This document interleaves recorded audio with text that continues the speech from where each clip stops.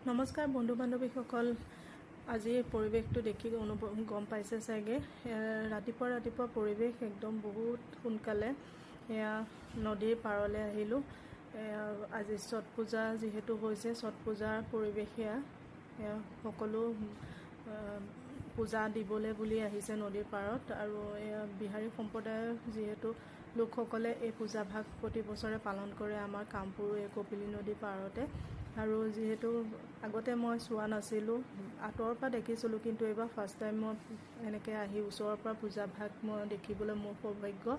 আৰু আপোনালোককো অলপ দেখাওঁ বুলি ভাবিলোঁ। ছট পূজা আপোনালোকে এনেকৈ দেখা পাইছেনে, আগতে এইটো পৰিৱেশ পাইছেনে? যোনে যোনে পাইছে তেওঁলোকে বাৰু পাইছে, নোপোৱাসকলে চাই ল'ব ভালকৈ।